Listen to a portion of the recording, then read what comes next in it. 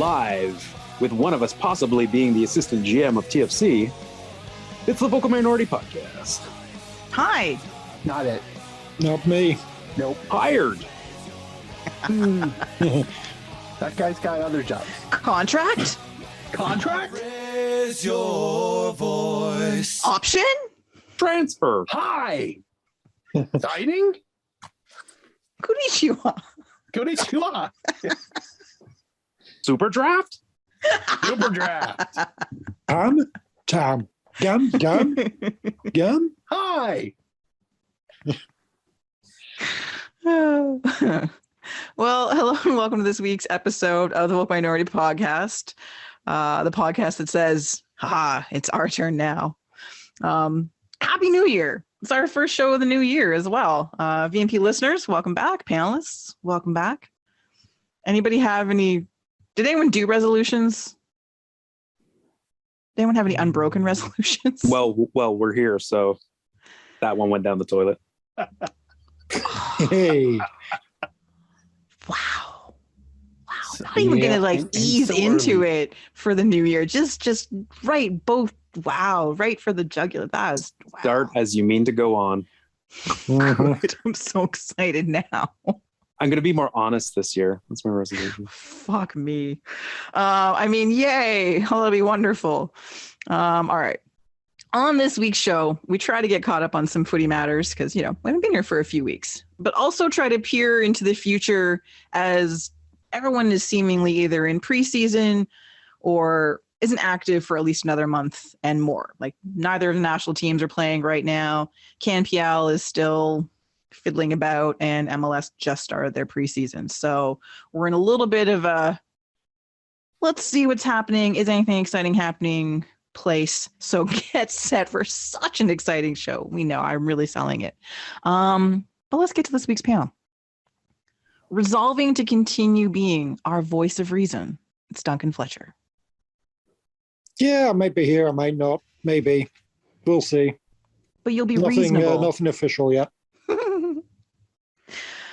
He's going to keep his kit buying to the absolute minimum this year. Say hello to Mark Hinckley. Introduction. Kits.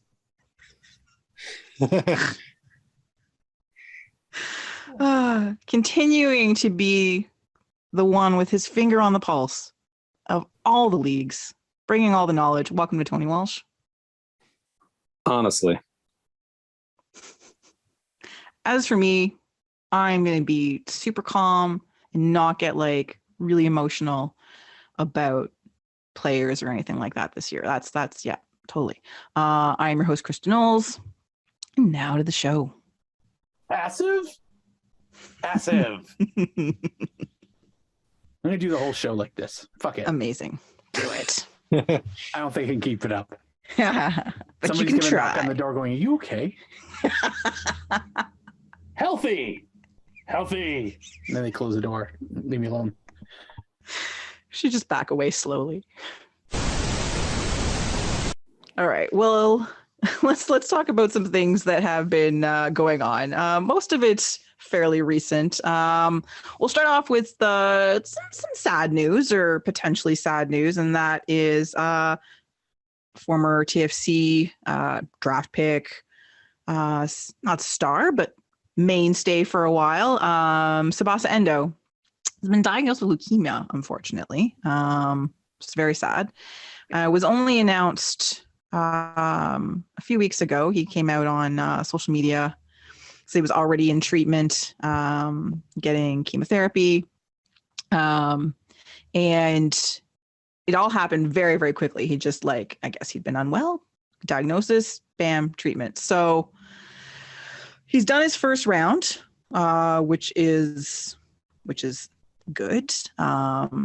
Is going home. So he seems, upbeat and stuff like that. But we just want to,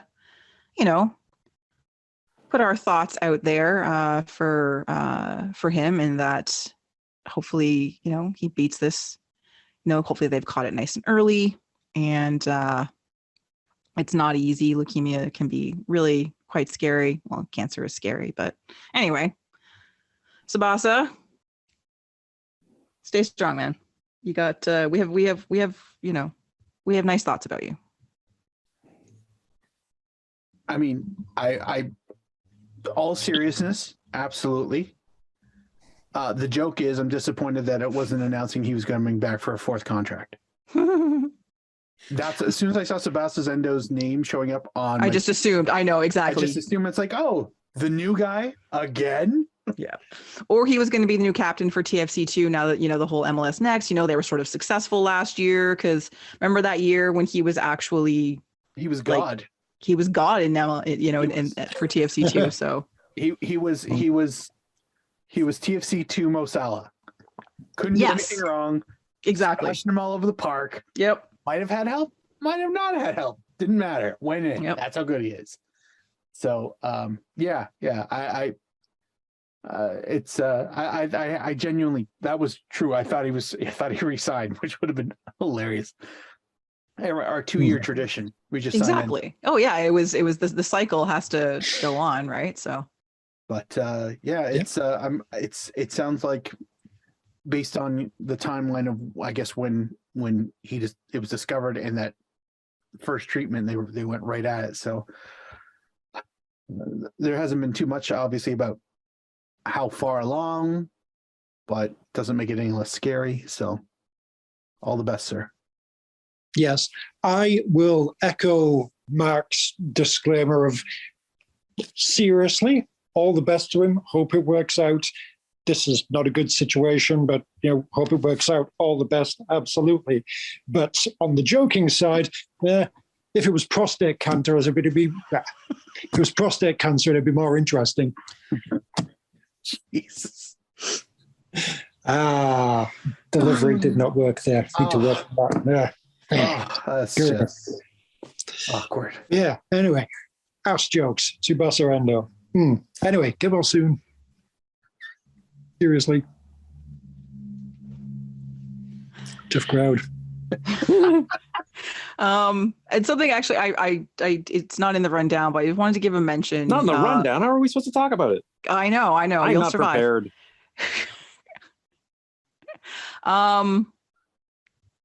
R.I.P. Kevin Payne. Oh yeah. Yes. Who is responsible for the name of our podcast? Mm-hmm. That's right. Don't know what we would have called it without him. So something Mo Johnson said, I guess. Yeah. Probably, exactly. That would have been the next step, right? But hello everyone and welcome to Gambians in the Basement. I'm your host. Oh, that's a good podcast, but confusing. But confusing for people who don't know what it is. Well, I mean, the vocal minority, that could be anything. The name of it doesn't lend to anything. It sounds like people whining about something, which is not far, but intelligent. We are critiquing. We are not whining. We are critiquing. Anyway, he did sadly pass away. One of the a very important person in building MLS, DC United's history. Obviously, his time with TFC was not really a highlight, let's say, of his career. But he was an interesting guy, very passionate about the sport. And at the time when he came here, it was kind of an exciting thing. It was like, oh, Kevin Payne's going to be in charge of our club. This is fucking cool. I think, I don't know if I got a chance to talk to him at a thing one time. And again, really passionate, really willing to talk to everybody. Always had thoughtful answers to things, as opposed to, I'm the guy who's in charge of your team. I'm just going to give you some buzz speak and brush you off, rando. But anyway, it's sad that he's gone. So thank you for everything you did, but also thank you for the name of our podcast. Yeah, I mean, it's funny. Get used to it. Yeah, pretty much. His effect was far more positive in DC than it was in Toronto. Yes. So I mean, I can't overlook that contribution at the very least. I mean, regardless of how you felt about him in Toronto, which wasn't very high, to be completely honest, and it almost never wavered from that level. Yeah, it was kind of a shock, and on Christmas Day it was announced, of all things, which is never a good day to have such an announcement. So yeah, hope him and his family are doing okay. Condolences to them. Mm-hmm. And let's not forget, I mean, he brought Max Cerruti into the league, which didn't work out for TFC, but he's been around for decades now. I know, years of entertainment from this guy. Mm-hmm. Like, he was entertaining.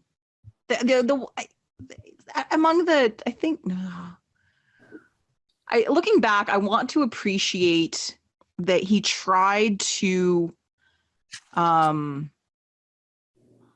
other than like it was good that he went to South America to bring players in, because like that was he Max Cerruti, Matthias Laba. Yeah, he was good. He was great. That's still to this day, the fact that he ended up leaving TFC the way he did still upsets me. So he started to do some good things, but like one of the things that I always, even then when he was doing it, I always felt like it was a bit of a pander, was the big, to do about drafting the Canadians. And I always felt that, again, not that I give much credence to the draft in MLS, but back then it may have had a bit more. And again, I admit, everyone knows I'm not a massive Kyle Becker fan. Any Hamilton fans listening, sorry, but you already know this about me. But it just seemed like between Becker and Welshman, I get what he was sort of doing from a PR standpoint, but I always felt it was a PR draft as opposed to we're looking for the best players that we need at this point in time. So it was an interesting to me, that was like a misstep that set his tenure off on the wrong foot, even if he was trying to be rebalanced by bringing in some really good players that could not, somehow get along with Paul Mariner or anything. So it wasn't Ryan Nelson. That wasn't the. Oh, Ryan Nelson was Kevin Payne's guy. Yeah. Oh, I know. Payne fired Mariner. I was. Oh, that's right. He did fire Mariner. Never mind. Yeah, and to talk about the drafting, I mean, he had to be like trading down to get some extra money to cover all the the shitty contracts that Mariner signed and that sort of thing. So there's reasons for that. Anyway, also Inukshuk. That was him, I feel, wasn't it? God, the Inukshuk and Red Threads. Red Thread, was that was him? Okay. Was that his air? Well, I don't know if that was him. That was the TFC marketing team at the time. And since I knew some of them, they got very, very angry at us for our disdain. And why? For putting those little mountaineer picks on the scarves that time? Remember those? There's a little bungee cord with the little T that looked like a mountain pick. The weird. There was it was a bracelet or a band, or I still have one somewhere. Of course you do. Yeah, some kind of. There was some kind of slogan to it, like there was Band of Allegiance or Band something of Allegiance. along those lines. Yes, that's exactly what it was. Oh my God. Anyway, I'm having cringe flashbacks. It was such an interesting era. In MLS, but also definitely in Toronto FC, when we were still looked like we were going to do something that made sense. It was like, oh, we're going to bring in this person who has all this knowledge and all these connections and that it's going to just completely go in the opposite direction we thought it would. Yeah. Interesting times, but Kevin Payne, RIP, raise a glass. And get used to it. Indeed. Chris Mavinga, the saga of Chris Mavinga has finally ended. He is no longer a Toronto FC player. While seeming to be unhappy about having departed Toronto, it's not what he wanted. But what did he say? He's like, when I realized that a real priority for them. So it was time for me to leave. And he has indeed left the building, but not left the league. No, he has gone west, not so young man, to rejoin Greg Vanning. Does Greg Vanning have any original ideas ever anymore? The Vanny 3000. Good point. Yeah. Although I guess that wasn't really original. It's just another vibrator. Just happens to have his likeness on it. But how many Vanny era TFC players have gone to the frigging Galaxy since he went there? Jesus. I know. Did Drew Moore didn't go there before he retired, did he? Is there a chance he could? I'm just wondering. I'm like, I mean, I wouldn't rule it out at this point. I know I saw a video from Nick Haglund that he just, rolled up to WKRPFC's spring training, but He could be there just to clean out his locker. So, fair. Only a matter of time. But yes, so Chris Mavinga is now an LA Galaxy player. Be curious to see, is he gonna start? I guess. Presumably he wouldn't pick up his family and move to a new country. He's not that old. He's oldish. He's what, 30, 31, 32? Something like that. He's not ancient for a defender, right?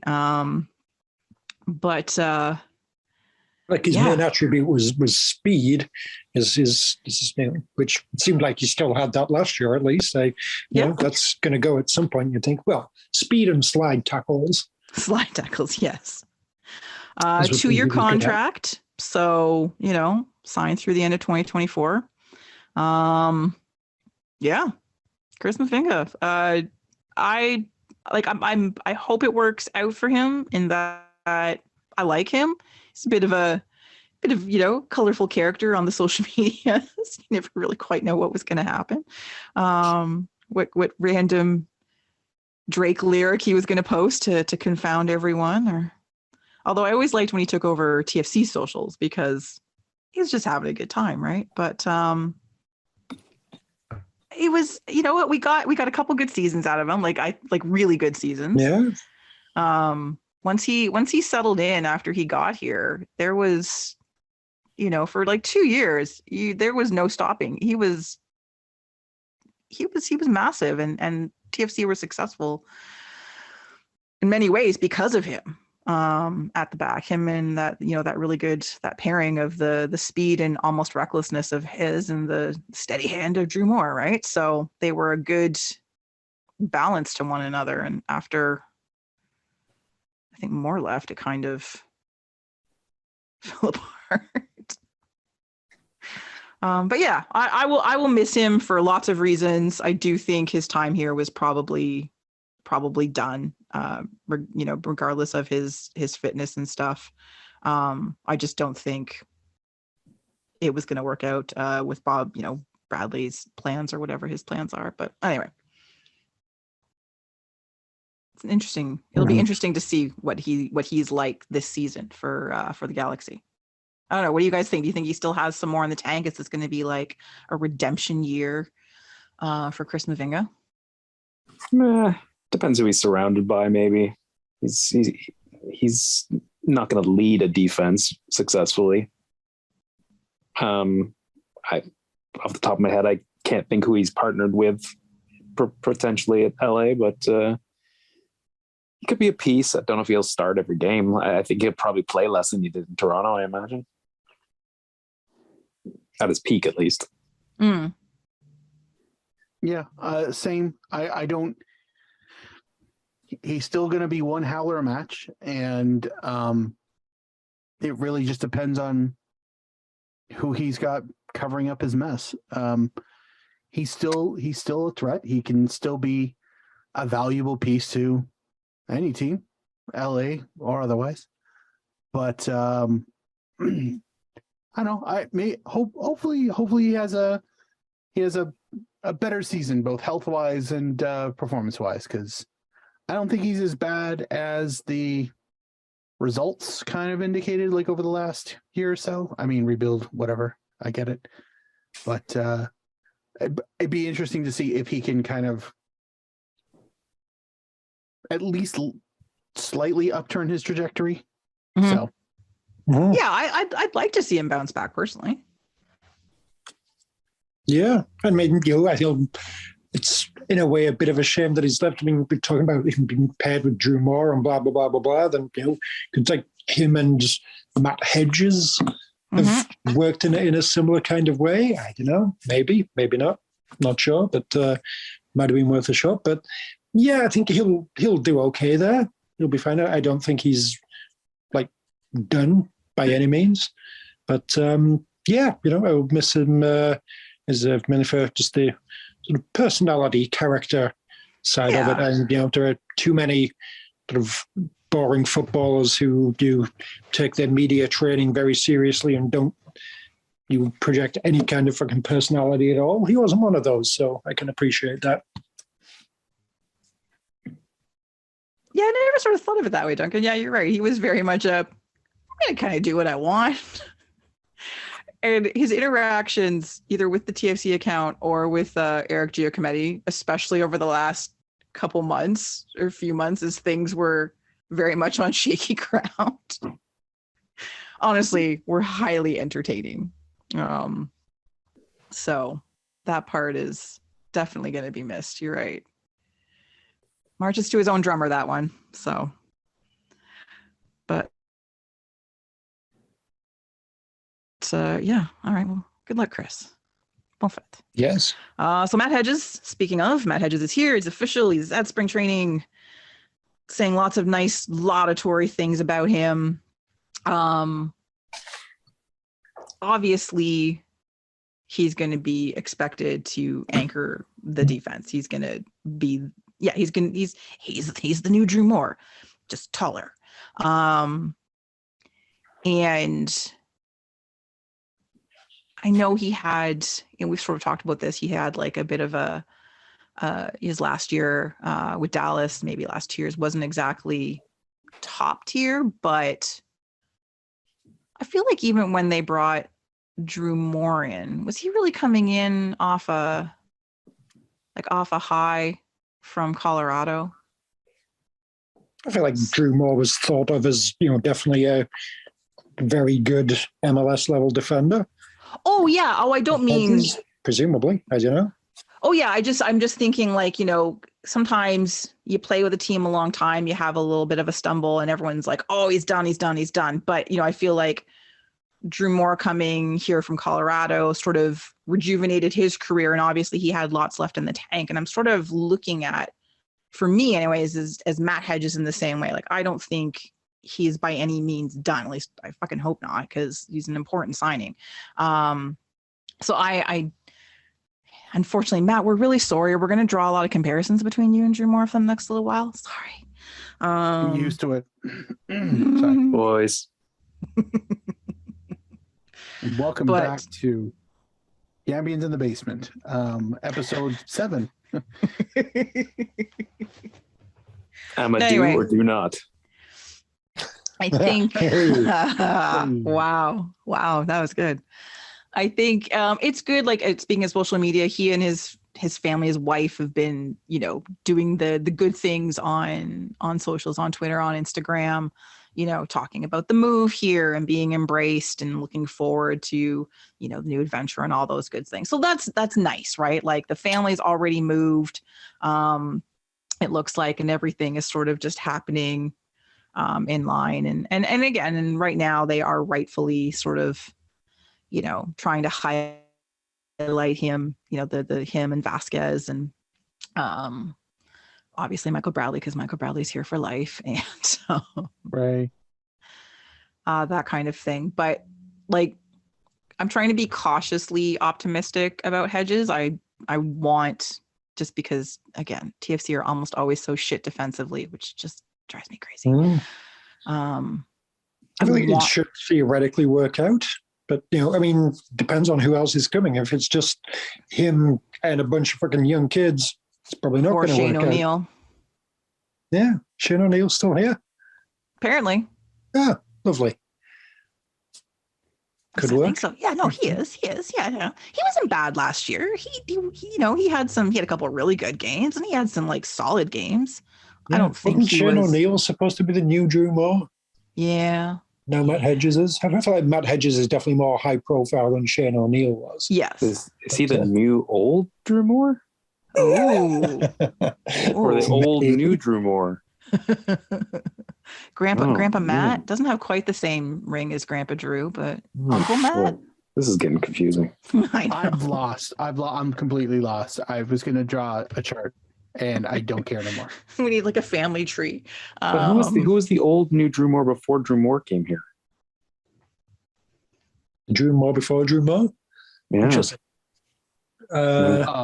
I feel like we went out of the league. It was like Pakis, obviously. Yeah, that's actually what I was thinking of, was Perkey. Yeah. Perkis was the new Drew Moore before the old new Drew Moore. Drew Moore was the new Perkis. Yeah. Yes, there we go. But did Drew Moore ever pose behind a window pane with rain? That's really what I want to know. God, Perkis's website was magnificent, wasn't it? It was spectacular. It's one of the best fucking things ever. I don't know why more random journeyman players don't have websites as ego-feeding as that. Like seriously, the money spent on that website. That should be that. I want to believe that is one club's very specific media training. It's like, no, you have to have a website. And there are 26 players out there who all have a website equally as gaudy. But we don't know who those players are. We just know Damian Perkis. And he's the only one who kept it up after 3 weeks. Oh, it was magnificent. Does he still have it? I don't think he still has it. Anyway, it really was. That brought so much joy, that website. Adrian Seriou, was he the original Drew Moore? That's what I was thinking. Adrian Can. I don't think either of them were really quite at the same level as Drew Moore, but I think they were supposed to be that person who could do that. And they both did in their own kind of way for a little bit of time. Yeah. Interesting. Anyway, one more sort of, just because we recently discovered this and we had no idea. So Jason Hernandez, speaking of former TFC defenders, is when he retired, he became the player engagement. What was he? Player engagement. He was manager of player engagement. What a title. It was just wonderful. Basically he said hi to a lot of people. Yeah, that's what else would player engagement possibly mean? I'm sure if we looked it up on LinkedIn, it just says Walmart greeter. What player? Training. Hi. Lunch over there. Lunch. Yeah. Lunch. Concourse. Physio. Hi. Anyway, so apparently a year and a half ago, it's a year and a half ago. This isn't recent. Like, it's still kind of recent. He got a promotion. He's the assistant GM. Personnel engagement and strategy, not just for TFC, but for MLSE. Really? He's going out there for like the Leafs and the Raptors and what have you. Maybe there's multiple assistant GMs under that umbrella title, but on his LinkedIn, because that's what I'm looking at. I'm guessing it's just TFC and the Argos. That would be my guess. There's got to be Rouge. There's got to be enough like hockey players and basketball players that they, like Jason Spezza, he got the whole exactly. You're going to sign for a really ridiculously low amount, but hey, afterwards you've got a big career here, and all that sort of thing. So they surely don't need Jason Hernandez for the Leafs. Listen, Duncan, not everyone can engage. True, true. This is 100% accurate. But one of the best things, or what I found one of the interesting things, was the reason we found out about this is because they were talking to like Bob Bradley, as everyone was reporting to the BTG last week. Daddy. Yeah. Oh God. Jesus. And he was does that make Hernandez daddy's like little boy? Stop it. Yeah. Stop it. The son he never had. You're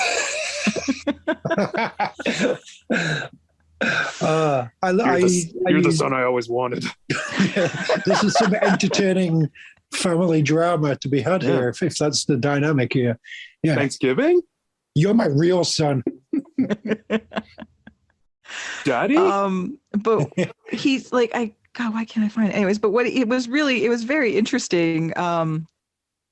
And they were talking about, because obviously everyone's pressing Bradley about, players. Hello, you're gonna make some hi contract. You said hello, okay? So you're just at this point you're just I am, it's true. Gam? Don't know either. Hi. And he said, obviously, yes, we're looking into a number of things, but Jason Hernandez, our assistant GM, and I was like, pardon? Back up. He's the one that talks to the agents. I was like, pardon? What is happening here? Is Jason Hernandez in charge of player acquisition for TFC? Is that what's happening? Or is he just in charge of the contracts? Like it was just such an interesting way to state it. And I literally had no idea that Jason Hernandez had taken on this role. Do you think Jason Hernandez knew he took on this role? Because I feel like nobody knew this. Again, it's on his LinkedIn, so I'm presuming at some point in time, maybe he has an assistant that updates his LinkedIn page. I don't know. Assistant. Socials. Hi. Coffee. But yeah, it's anyway. So, but you know what? It is good to see former players stay, I think, within the business. If like he's I don't know, he's got a finance degree from money. Yeah, exactly. Cash money. The funny thing is, of all the players, of all the many players, especially in that era that TFC signed, it was the least likely to be picked one that, this guy's going to stick around. Yeah. Oh, I know. I thought he was gone for sure. There was like no connection with this guy with like the fans or the club, really. Like handful of appearances, even if that. But he was brought in as he'd retired, and then they brought him in as an emergency fill-in. Yeah. And he did so well that they just kept him on for the season. And maybe was it even the next season? It wasn't. He was here for more than 1 year. Yeah, like that's. Yeah, but he was like heavily injured like most of the time, wasn't he? Didn't he have some? Was that blood clot or something? I can't remember. No, he wasn't blood clot. That's the guy at Columbus. But yeah, I mean, I don't remember him as he played a huge part on the pitch by any means, but. Yeah, it doesn't mean that he can't be a very good executive eventually. But how did he end up sticking around at TFC? Ooh. Jason, look, if you come here and you can get we'll say 25 appearances, we'll give you a job in the office. How about that? That's the incentive. It wasn't like if you score 6 goals, you're going to get $100,000. Like we'll give you a job after the contract runs out. 20 appearances. You think you can do that for us? Leveraging his post-career with his current career. Shrewd business move. That's what I call some engagement. Now that's what I call engagement. That's my favorite double cassette mix. Yeah. Anyway, but like almost 4 years later, he's still here and still with the organization. So good on him. But I am curious. I wish I wish we actually did know a little bit more about his Player engagement was. involvement in these sorts of things, because it is like you kind of do want to have, like, I think it is a good thing to have, especially if it's a former player that, you know, like this is sort of their thing. This is the thing that they're truly interested in, is the business side of things. And it helps to have, you know, one of our complaints often about CanPL is the lack of football people involved at the top levels, right? Involved in the management of the league in the front office. And that was often an issue with TFC as well. And we've got, you know, much better balance with that in the last several years, but just really, really interesting now to see, will we see his name more now?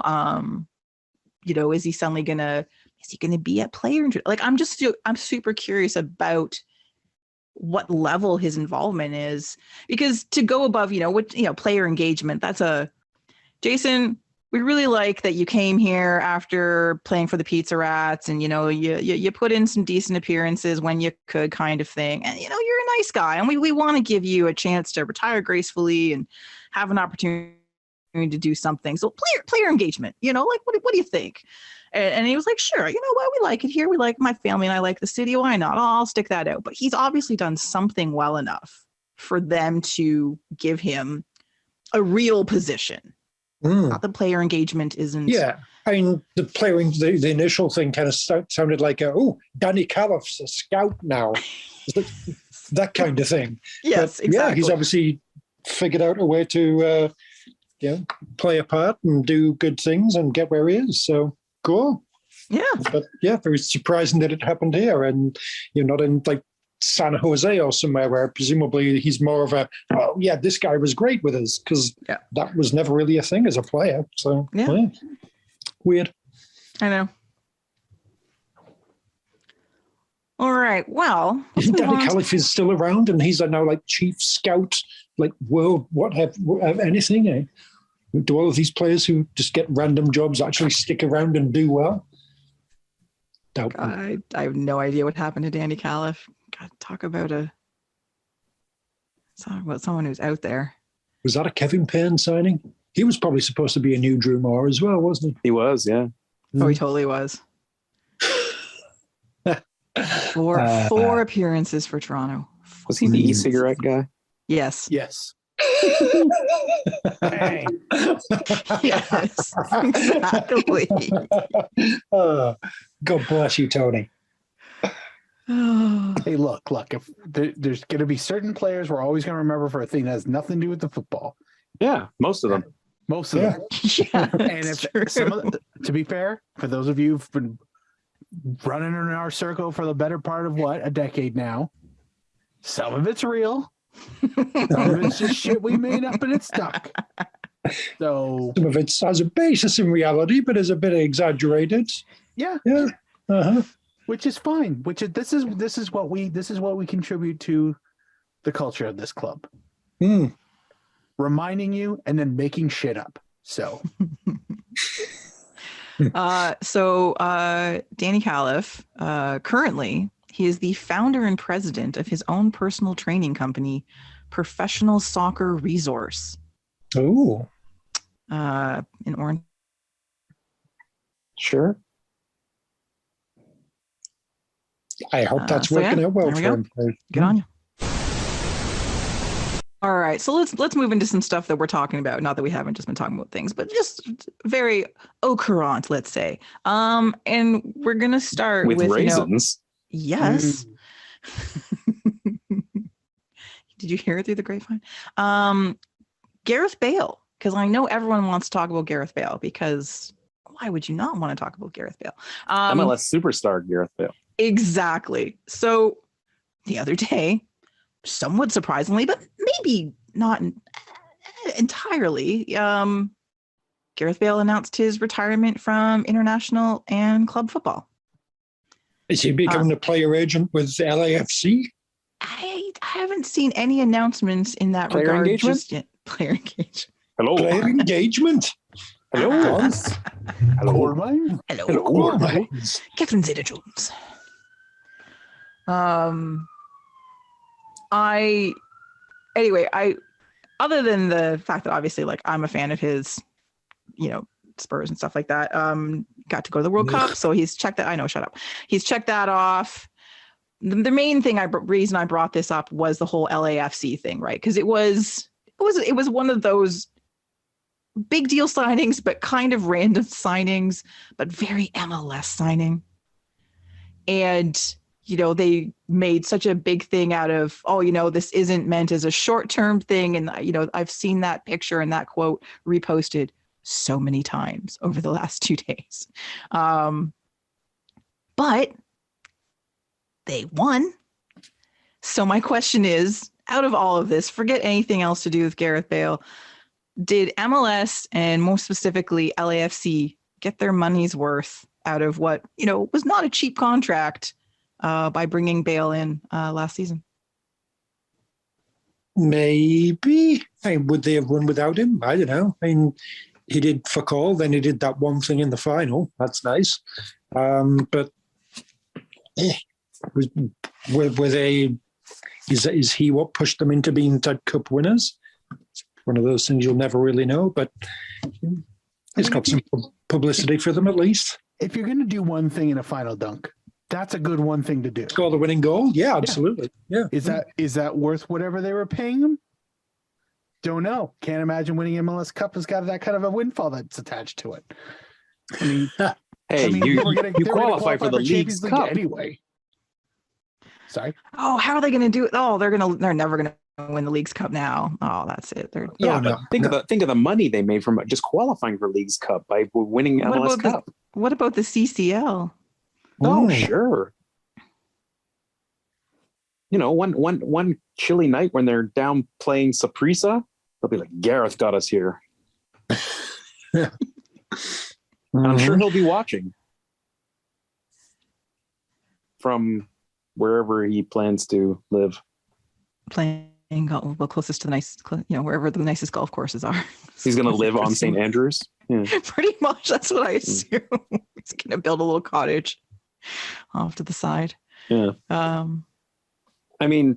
The fact that LAFC has been mentioned in every article about his career coming to an end is hilarious. I know. It is a retirement league, right, guys? Hey-o. Hey. Y'all thought this one all the way through. I see again, Major League Soccer. Like was San Jose Earthquakes mentioned this much when Georgie Best retired? Doubt it. Fair. Yeah. And hey, he's quitting now. That's it's better than going off to Saudi Arabia for the. Yeah, that's just embarrassing. Was it Saudi Arabia Jovinko went to? Was it of the exact same team or a different team? It was Saudi Arabia, but different country, different club. Oh, was it Saudi Arabia or was it Qatar? No, it was. Was it Vasquez went to Qatar? Yes. Vasquez went to Qatar. Right. Yeah, I think Jovinko was Saudi Arabia. Right? Yeah, but different club. Yeah, different club. From the player that shall not be named. I didn't realize he'd only played in 13. I'd forgotten how few matches he actually played for. Yeah, he did fuck all for them. He did fuck all. And then, he scored the winning goal in the cup. The winning goal. That's nice. But, honestly, I think 13 matches was more than I actually thought he played. I didn't think he broke double digits. So it's called foreplay, guys. How many of those 13 games were like sub appearances for 10 or 15 minutes or something? I imagine a lot of them. He was getting Did the he even crowd break going. 500 minutes? I'm guessing no. He's giving people what they want. I think the real winner in this is Gareth fucking Bale. Sure. Because that would be quite the I'm not gonna say scam, but like that's pretty spectacular that he managed to show up and like, yeah, this is gonna be a good way to end my career. Nobody thinking it was going to be within the next 3 months. So it was a good way to keep himself fit before the World Cup. I was just gonna say a quality place to get some physio. Yeah. Well, I mean, he would have had that time off ish. No, he Yeah, wouldn't. but he, probably got to go down to Santa Monica, sit on the beach, Oh yeah. get some warmth. Yeah. No Oh, yeah. offense. No offense, South Wales. I imagine Southern California has some nice golf courses if you've got the money. Which apparently he has a few. Probably he does, yes. Yes. What are we talking, like $70? Oh yeah, easy in Welsh money. Oh, that's practically that's practically 4 sheep, isn't it? Well, Welsh pounds. It all just comes in a sack. All right. So here we go. Here we go. 12 games played regular season. 13th game obviously is the final. Sure. 2 games started. Okay. Yep. 10 sub appearances. Minutes. 347. Nailed it. Yep, that sounds about right. Good Lord. That's less than 4 matches altogether. Less than four full matches. Yeah. Oh, that's How magic. many minutes? How many minutes in a day? Like 19? 29 minutes? What? In a day? In a day? Yeah. What, 39? Was it low? I don't know. There's 19 minutes in your day? This is very... What's the pressure, guys? Jesus, get a calculator. Where do you live on Mercury? about 1,440. 14? What? Really? 1,440, yes. Wow. Minutes in a day. And so what percentage of a day did he work for LAFC? Well, I mean, it was like 5 hours. It was like less than 6 hours. Yeah, less than That's 6 easy. hours. I worked That more today is- than he did his season. I have watched TV longer in a day than Gareth Bale played for LAFC. That's Yeah. tremendous. Yep. Well done, sir. Well done. Don't hate the player. Nope. Less than Except when when he's six a top hours. Yeah. Exactly. That's like less than one. That's not even a shift in a coal mine. No. He hasn't even made it to lunchtime in the coal mine yet. No. God damn. Even the canary's practically still breathing. Yes. Oh man. All right. Well, let's move on. A little more TFC focused. Okay, so one of the things obviously that we can talk about a lot is players. Hello? Bueller? Signing? They're overrated. Who needs goalkeepers? A club is mainly a kit and a good logo, a decent stadium, and concessions. Yeah. Oh yeah, Moves you gotta like one or two have players. concessions. Yeah. Yeah, 1 or 2 players and Yeah. a good social media crew. A Yeah. tifo, a big tifo for opening Oh, day. definitely a big tifo. Yeah. A hawk. Yeah, Hawks are, Hawks are good. Yeah, Hawks are good. Tony Pepperoni. Yeah, I was gonna say stereotypical You pizza even have dudes. a- Yeah. But yeah, Mhm. yeah, What you I need want- sponsors. You need sponsors, obviously. A Lots of jet. sponsors. A jet. Yeah. Mhm. Fireworks One during that the flies day. over. Yeah. Yes. So Toronto has finally gotten rid of several contracts, gotten rid of a lot of players at the end of last season.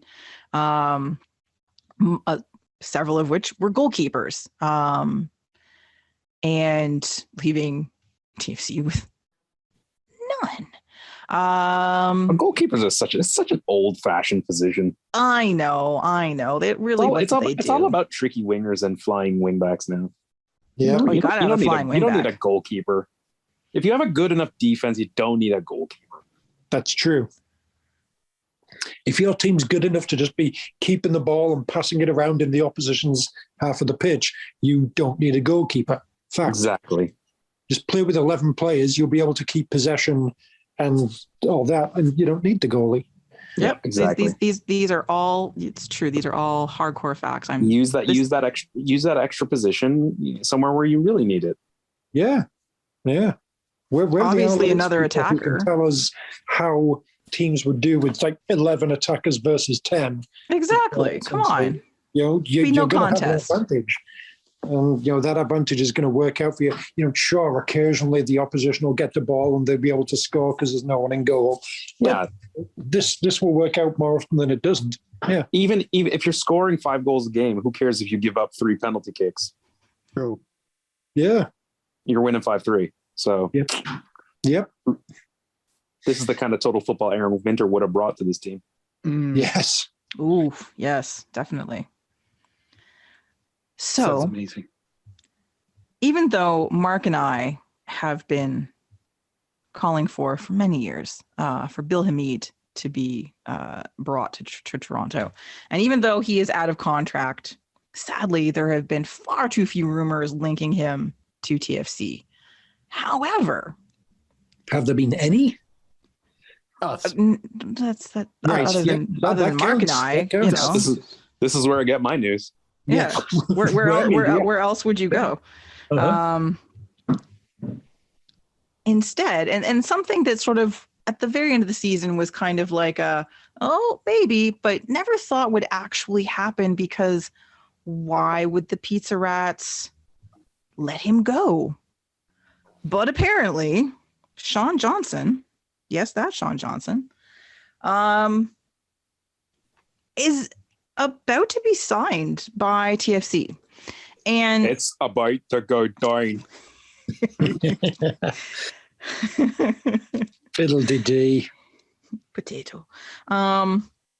He and the reason we know this is because MLSE's trademark courtship move is to get the player courtside tickets to the Raptors.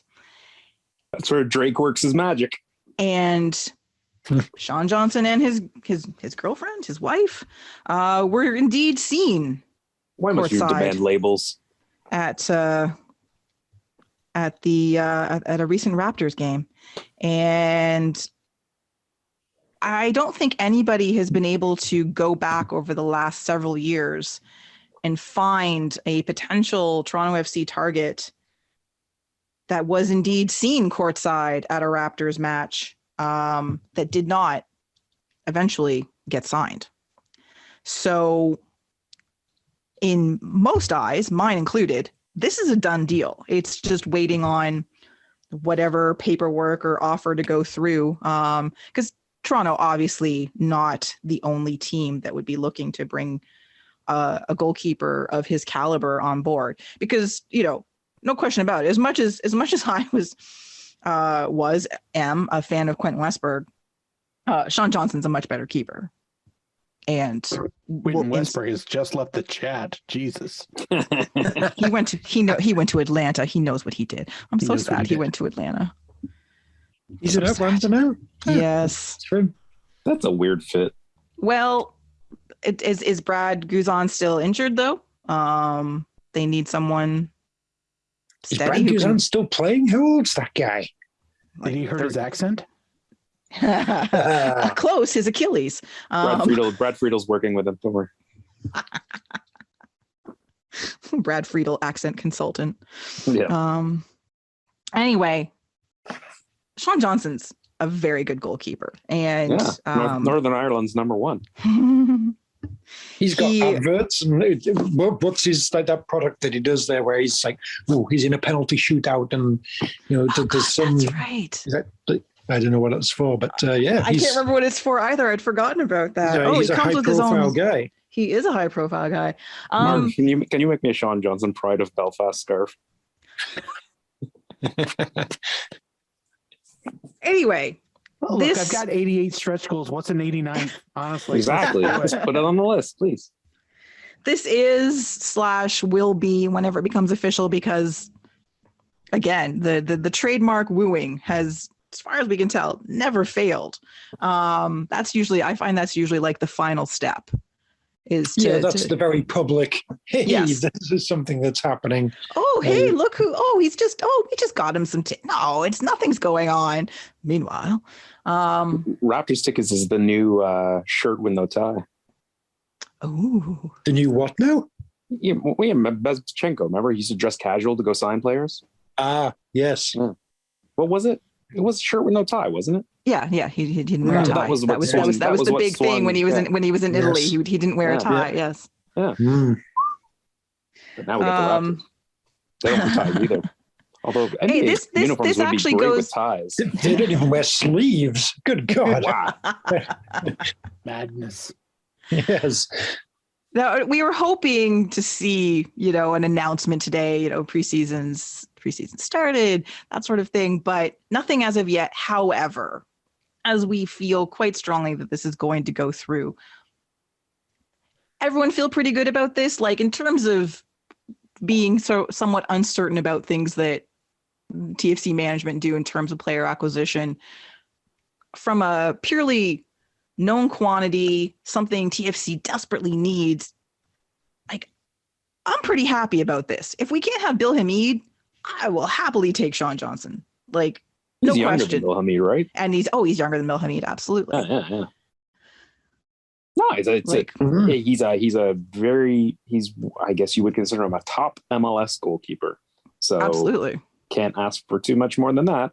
How he'll look being peppered by shots with our leaky defense because we haven't signed any good defenders, that's a different question. I pretty much agree with what Tony just said. Very good player. Let's see how this works. The defense is shit in front of you. There's only so much a goal is going to be able to do. Sorry, fun fact, just to quickly interject in here. No, I know. Sorry, I didn't mean to be that exciting. Fun fact on this show? He's actually a year older than Bill Hamid. He's what? He's a year older than Bill Hamid. What? I'm sorry. I'm sorry. sorry. Wrong in the turn. You go look. Tell me if I looked at the wrong fucking Wikipedia page. I mean, there's going to be 800 Sean Johnsons in Wikipedia. It has to be. Sean Johnson. Or did I look at the wrong Bill Hamid? Like, what is happening? I remember Sean Bill Johnson. Hamid is younger than Sean Johnson? I remember Sean Johnson shitting the bed in Olympic qualifying back in 2011, 2012, whatever it was, qualifying for the 2012 Olympics. So he's obviously 10 years older than that. He would have been under 23 at the time, so he's early 30s. Yeah, I presume Bill Hamid was 33, 34, what have you. But Sean Johnson's 33. Bill Hamid is 32. Is he really? Yes. Well, there we go. So I'm instead long of enough getting the to- young kid, we got the old guy. Is what you're telling me? No, I'm so confused. Man. Age is just a number. Interesting. Anyway, I'm still I'm again absolutely for keeper reeling from this. So I know I don't know how to go on from this. I'm very confused. Anyway, he is a top MLS keeper. He's a very good keeper. And I personally, if he's who they sign, I'm excited. So, and feel that much, feel some confidence in terms of, again, you need to have someone trying to stop the ball from going in, so it's not all on you. But anyway, I'll be happy to see Sean Johnson. He'll have fellow Irishman O'Neill in front of him too. That's pretty good. There we go. Yeah, I'll be totally right at home. Mm-hmm. Mm-hmm. Anyway, speaking of TFC defense, another rumored player that apparently is all but a done deal. Personal agreement has been made between the player and the team, just waiting to agree on the transfer fee with his current club. Stiger Rosted. Oh, I love their music. It's so haunting. I don't like their music because it's haunting, but that's just me. So we're gonna have Would like to be haunted, Mark? Play for this club? Is that what? Aren't they a huge band? We're going to be able to sell our tickets for so much. True. Yeah, take that, Messi. So Norwegian center back, currently playing for Brondby. However you say that. I'm saying it Brondby. If it's wrong, I don't care. You three. Everybody else, I care if I'm wrong. These three, I don't care. Anyway, 28, be 29 this year.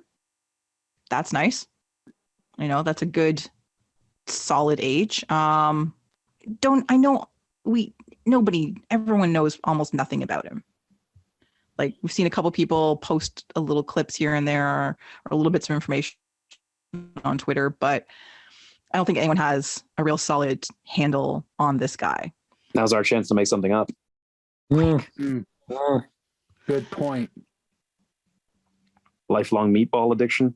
Yeah, that's Oh. plausible. Yeah. That's plausible. Yeah. So you say he's playing with Brøndby right now. Where's he from? Where is he?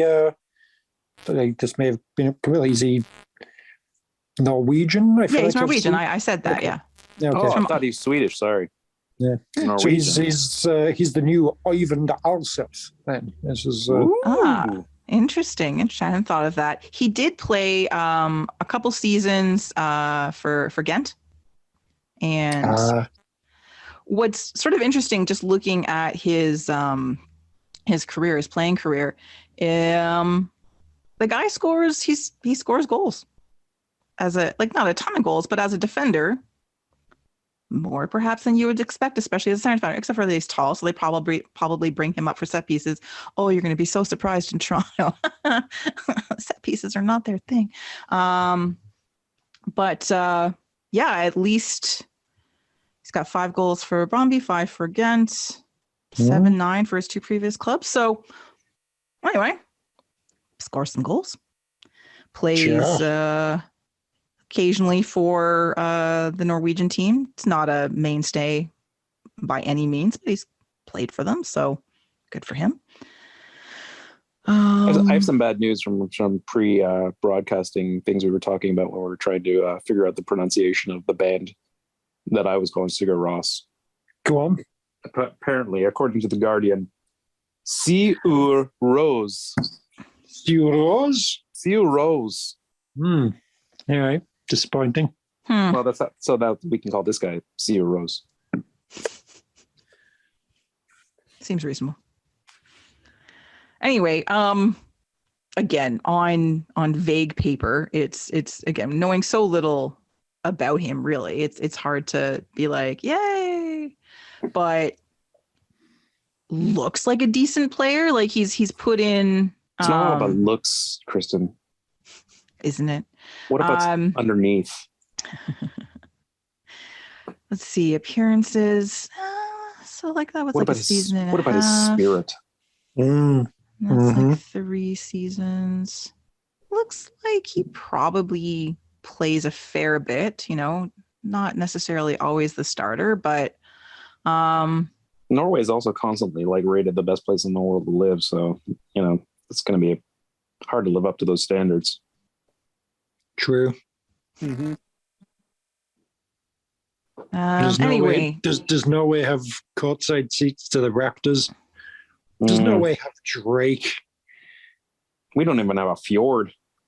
well, Doug the new, Fjord. as I say, the new, exactly, the new Ontario Place development. We'll just have one built. Hey, okay, there you go. And they could call it Doug Fjord. That'd be Exactly. amazing. You'd love that. Yeah. Fjord or just Fjord Nation. Fjord Nation. Fucking hell. But I haven't seen anyone posting anything and being like, "Oh my God, you guys, don't fucking you're going to be so sorry." You expected to hear from some Brøndby ultras? Yeah, or someone from Ghent who didn't like him or whatever. I don't know. But anyway, it seems like it's pretty much a done deal. They're just waiting to agree on the transfer. So who knows? He hasn't been seen courtside of the Raptors yet. So, he's Norwegian. He'd probably want to go something else. Can't think basketball would be. He'd probably be more. No, Norwegians aren't even all that much into hockey, are they? I was going to say like a Leafs game. Is that more? Mm. Maybe we'll get the Ship Leafs. him out to the Maritimes. Let him go do some cod fishing or something. That's just racist, I think. Not sure, but I think it is. Yeah. Maybe go visit some kind of offshore oil thing off Newfoundland or something. Yeah. Wasn't there a Viking settlement in Newfoundland? Absolutely, yes. On Somedo. On Somedo. Yeah. Yeah. Yes. Okay. All right. Bobsled. They like cross country skiing. I was going to say cross-country we can skiing, definitely we can Ski definitely jumping. make this happen. Is there a ski jump hill in Toronto? Let's blow his mind with Blue Mountain. But you haven't seen one of these, fucker. That's it. He will help pay part of his transfer fee himself once we take him there. Come on. Oh yeah. Let's go to Centennial Park. Centennial Park. yeah. Let's go to ski. Although apparently it doesn't anymore. I was reading something like the city's going to just like get rid of skiing at Centennial Park. What? Just not worth it anymore. Whatever. Global warming, baby. Yeah. So, like, again, it's this one is so sort of who knows, but every now and again when Toronto goes out and grabs a player like this, right? Like, not on anybody's radar, which isn't always a bad thing, right? Like, it's important to find players that are good at what they do that not necessarily everybody else wants. That's probably TFC's chief scout, Danny Califf, who found this guy. No, Danny Califf doesn't do that anymore. Yeah, it sounds explosive. I can't believe you guys laughed at that. That's just sad. That's disgusting. It's a new year, Mac. We're in a generous mood. It's all good. Okay, that's okay then. All right. We're full of mirth. But no frankincense. Brains. Toronto suffered for depth in defense. They got rid of 2 center backs or more already, so you need some more. I don't think this is necessarily, if this is a signing, if this is who they go with, again, just with knowing almost nothing about this player, it looks good, like it's a decent age. He's got some nice stats. The levels he's played at aren't bad. I think, comparable to MLS. He's a calm and intelligent centre-back with leading abilities, Kristin. Oh, is he now? That's what his Wikipedia says. So yes. I didn't read that section. Yes.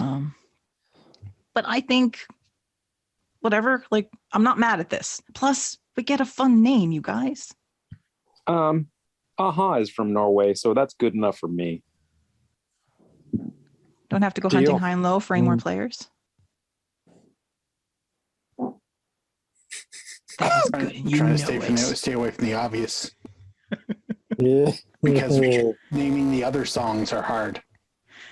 What? The Living Daylights Daylights? on TV. I was going to say, do you know the sun always shines on TV? Yeah, I forgot. Living Daylights? I don't even remember how that goes. I know What? I know the It's one of the better James Bond It's one of the songs. better Bond themes. Exactly. View to a Kill. I'm sorry. When I think of Bond themes, I think of View to a Kill. Okay? I love View to a Kill. I put that super high, but Living Daylights is a slept on It's James Bond. absolutely. It's right up there.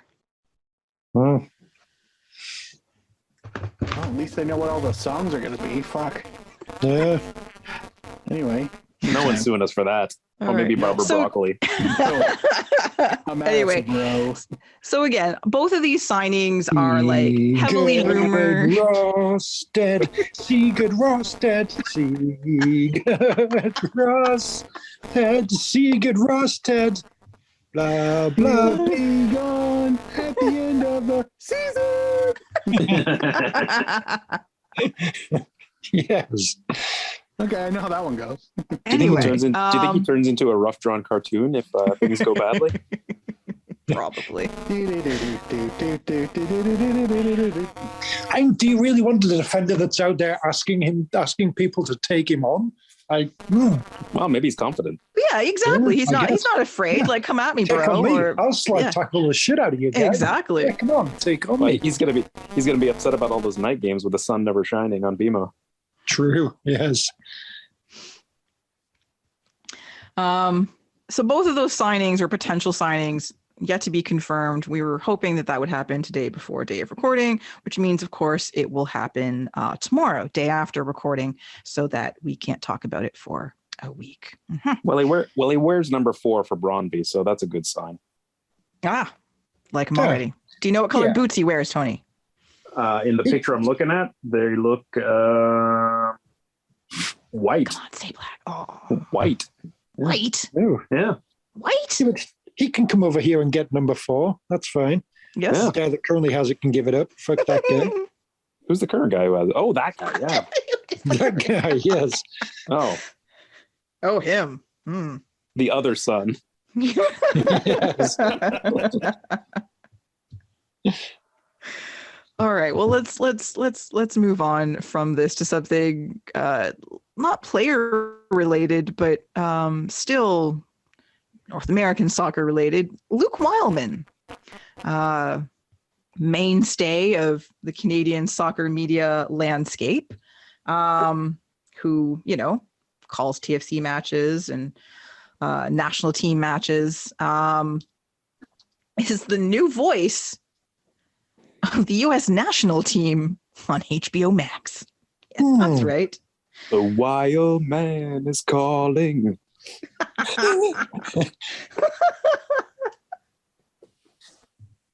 On their way back from, oh God, I'm trying to think of what to say next. Qatar. There you go. Nice. Yeah, I guess, especially with how things are about to change for MLS broadcasts, which MLSE, it would be really nice to know what that means for us for the upcoming season. So wait a minute. US men's national games are going to be on HBO Max? Men's and women's on HBO Max and TNT. Christ. He's actually debuting next week when the U.S. women play their first game of the year. So that means American fans have to get two different streaming services to watch, TNT and HBO Max. I just hope Charles Barkley introduces the NBA desk group. I hope they're the ones that do the halftime, because I would absolutely go out of my way to watch that. Yeah. This is getting silly. But it's like not like it's a bit, I don't know, it like good for him, like it's a huge opportunity. Oh sure, yeah. Sure, especially as the Canadian, you know, soccer media landscape continues to shrink. Again, you know, it's not like we're hosting a World Cup here in 3.5 years. No, what you're talking about. Hey, TSN gets one MLS game a week. That could have kept Luke Wildman going just fine, Kristin. Well, that's the thing, right? Like, it's good that not only has he landed a job, but one that will, you know, probably see him working more than he was here. Is there a tiny apple? Crab apple? Yeah, okay, there you go. That's what we can call TSN then. Crab Apple TV. Pretty good. That's really good. Oh my God, Crab Apple TV.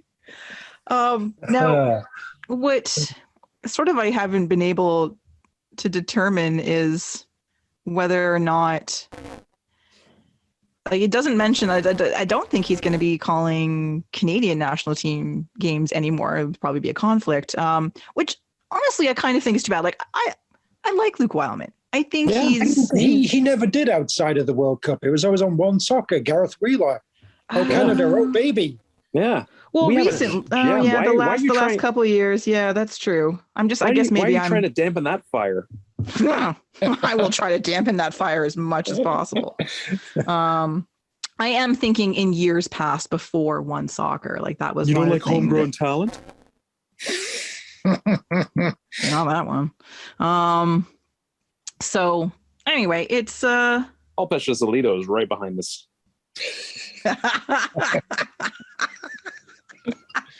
Mm-hmm. Get that guy out of the country. Oh no. Anyway, like, congratulations to him for, again, like I said, for landing, you know, a job, a high profile job. But it's too bad. It's too bad that this is sort of how things end up shaking out. But congratulations to Luke Wildman. The couple times I've ever had a chance to talk to him, he was always super nice, very, very genial. And again, I've always liked him on broadcasts. Occasionally he talks too much, but what commentator doesn't these days? Plus, he's on HBO now, so the good chance he'll be the love interest in the new Lena Dunham series. Nice. Oh, yeah. Poor guy. Yeah, good for him. This is clearly a step up, and TSN and the odd Canada game here or there. I think you mean Crab Apple TV. I think you mean Crab Apple TV. Yes, sorry, Crab Apple TV, and the odd Canada game here or there, the World Cup, and that seemed like a bit of a dying career. So this is well done. Keep it up. Keep things going. That's good. I'm happy for him. I think he's excellent. As far as what we've kind of experienced over the last, say, 20 years, 30 years of footy broadcasting in Canada. No disrespect to those that have gone before, but I feel he was clearly the best of the lot. Going down the States, he can only class that place up a little bit. So that's a win for them, because after their World Cup in commentary and all that was going on, it sounded cringy and shit. So he, like I said, can only make it better. And I look forward to him coming back in about 3 years when his contract runs out. Magically expires right before. Yeah. Yeah, I mean, like TSN's gonna say no to that guy, honestly. So wouldn't be the first time they took back former employees. Sorry, Crabapple TV. Took back former employees who went down to the States and had a run, and it just didn't work out, so they came back. So there's at least precedence there. You know, it would be amazing if in his first match, USA wins and he ends it with USA A-OK. Oh, please. Didn't they know they could have had Wheeler for half price? I mean, honestly. And the thing that I'm kind of thinking of here with like Crabapple TV, they're losing their main guy. Who's a soccer commentator guy that's already at Crabapple TV that they can just like sub in easily? What's his chops? Vic Rowder. Yeah. No.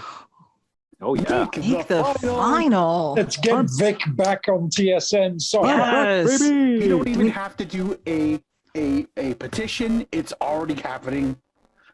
That's fine. Yeah. I love listening to him go through the motions as he quietly looks at the calendar and wonders when's the next curling event. But I still.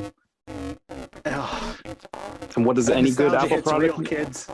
What does any good Apple product need? A router.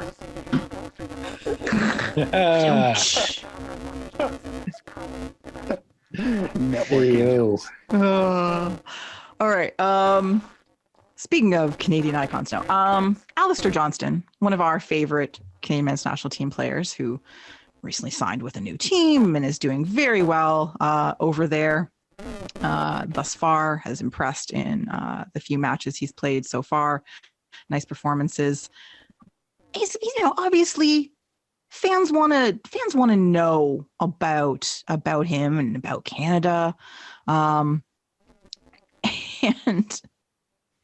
one of the things he was asked about was bagged milk, and he was trying to explain bagged milk, and he's like, "No, it's very real. We should bring it to Europe." And they're just like, "What?" And I love the Photoshop pictures of him running with a picture of bagged milk. It's so delightful. I love that this is the thing that fans decided to ask him about. But even more so, I love that he is like, yeah, bag milk's fucking awesome, because it is. And I also don't think the city that deep fries pizza has too much of a leg to stand on. If it's calling out bagged milk. Oh no, I don't think they were calling it out. He was answering fan questions, and they were asking him about kind of like, do you really have milk in bags, kind of thing, which is a question I have heard lots. But it's kind of just one of my favorite things. And I also just think it's hilarious that it's Alistair Johnston that it gets asked of, because, milk is sort of seen as, it's very wholesome and everything. And I think that's kind of a perception of Alistair Johnston, right? He's just, to be fair, if any so young and footballer, wholesome and pasty looking. Exactly. Yeah, I was going to say, if any footballer in the world would be the anthropomorphic, whatever. Yep. The animated version of a bag of milk, it probably would be Alistair Johnston. Yep. Yeah. So yeah, it's just hardly skimmed.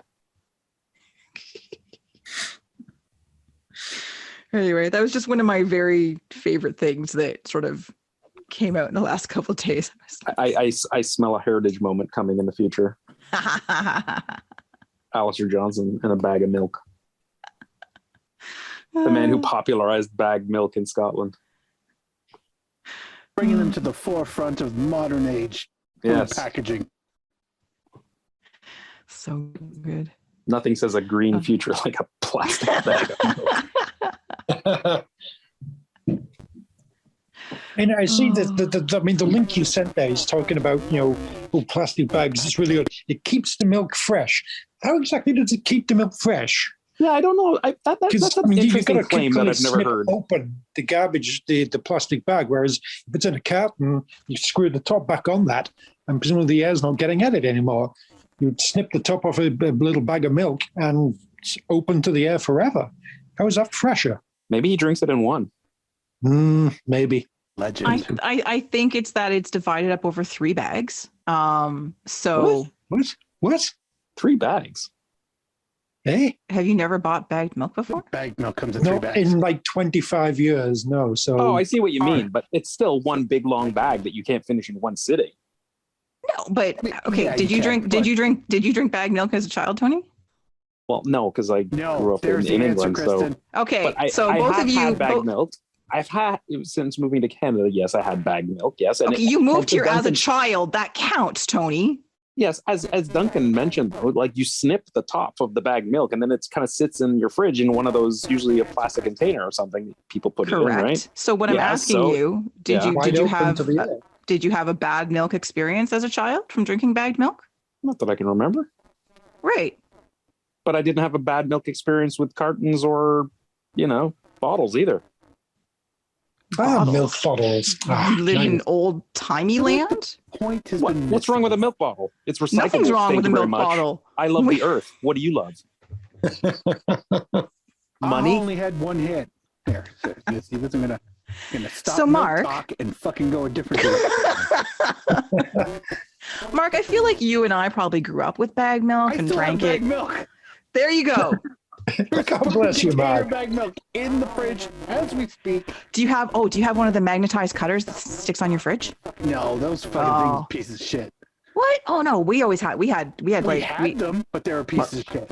Mark cracks it open with his teeth like a real man. Oh yeah, no, I fucking. No, please tell me you use scissors and not a steak knife. The steak knife cut is always the wrong move. No, get scissors. What am I fucking? Exactly. Both corners though, right? Both corners? Yeah, so it flows properly. What? At what rate are you filling a cereal bowl, Kristin? No. So sometimes when you only cut the front, if you only cut a hole at the front corner, and sometimes you get the milk bag and it flops on that first pour. If you cut a smaller snippet off the other corner, the airflow allows it to pour out more gently and evenly. Is that like those old Pepsi cans that had the 2 circles? Yes. Possibly. Yes. Okay. So for never done that in the past, Kristin. Wow, if I'm in charge really? of replacing the bag of milk that is currently in the fridge, please try it. Sneakily snip the little corner at the other end. Yeah. And if a disaster happens, no, it won't. But not as big though. Just a small snip. You just want to take the end off. Mark, do you put speed holes in it? Oh yeah, that's how it goes faster. Yeah. Again, I don't. Nothing I'm doing involving milk. God damn this class. Nothing I'm doing involving milk would require so much speed and time saving measures that would be absolute necessary on my day-to-day basis. Not to say it's not a bad idea, but I can wait the extra 6 seconds to fill my cereal bowl. I'm just saying. So Hey Mark, hey Tony, have you ever cut the whole top off and put another milk bag in that milk bag, a smaller milk bag, like a Jager bomb?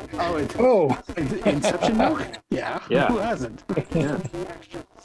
Cow bomb. But I go and get smaller milk bags to stick it in, and just match a strike of milk that shit out of Nice.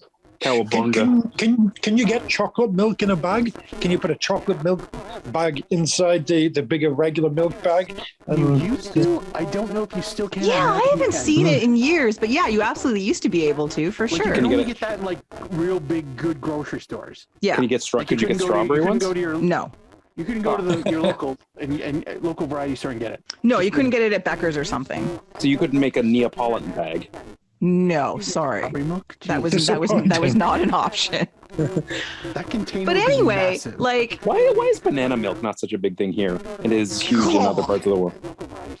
What Why? are you saying? Have you ever had South Korean banana milk? Ooh, fucking No, but rocks. well, Ass. sure. It'll blow your balls off. Good, because I don't have any. Shit is good. South Korea's on it. Okay. That I would concur with in general. I've always enjoyed a banana milk shake, but I've never had Exactly. banana milk. No. No, it is. It tastes like it tastes like banana milkshake, but like it's No, good. It's see, yeah, I'm not fussed on many banana flavored things. So whatever. anyway, bagged milk is kick ass. Yes, because it's divided up amongst 3 bags. It's not as much milk in each bag as is in one of the big cartons that everybody uses now. So you're going to go through it faster. The rest of your milk is going to stay. It's easy to store in your fridge because it lays down when you know, except for the one that's in the container. It's great. It lays down. It's like having a rogue waterbed in your fridge. VMP listeners, we're going to need you to weigh in on this after you listen to this Oh well, episode. our Canadian listeners are going to be very patriotic about this, and rightfully so. It's a weird, fun thing. It depends on where you live in Canada. It depends on where you live in Canada. I wonder if anyone out there has ever just this whole waterbed thing. Let's just buy enough bagged milk to make a waterbed A milk out bed. of bagged milk. An actual water milk bag Milky bed. waterbed. Yeah, Yeah, milky bed. yeah. And as it gets older, it starts to get like a bit thicker. Oh my God. It'll mold to your shape. It'll end up becoming memory foam. It's marvelous. I can't Yes, tell if it I want to will. vomit or never sleep again. I can't tell. Yeah, Jesus What? Lord. You don't want to make sweet milky love on your Oh, milk that's bed? not Stop gonna be it. sweet, bro. It's gonna Stop be it sour right as fuck. now. You stop that. Your milkshake would bring all the boys to the Stop it. That's it. Okay. We're moving on from this right now. Before you do that, I'd just like to thank all of our Patreon supporters who constantly who just tuned out. prop us up, and donate. And we're You guys are sorry. so kind. I'm so sorry sometimes. We're so sorry. I think, if there's any sort of just random stains there. No, that wasn't me. The bed leaked. That was the milk bed. Sorry, baby. This has never happened to the bed before. I swear. Moving the fuck on. What's coming up? Oh my god, Yeah. this section. Oh, man. Holy shit. This section, there's like almost nothing in this section because fucking nothing is happening right now. So I've got TFC preseason as a line. I can tell you, they still, again, they haven't signed anybody. They haven't announced who's actually at preseason, except for, Do we have any exotic games? Or do we have any games against exotic teams lined up that have been announced yet? Botswana Milk Commission. Or even just a random American university we're going to play against? No. Or something? Is there anything? Oh, remember, we're playing MLS teams during this. Oh, that's good because we don't play enough of them in the year. Yeah, that's exciting. Now you'll get to see Chicago Fire 8 times. Yeah. Was Haka busy? I mean, really? I am a bit sad about that. That's true. So, they're in California. They're hanging out. They're having a good time. Cool. They, let's see who's still there based on some pictures. All right. Obviously, Daddy.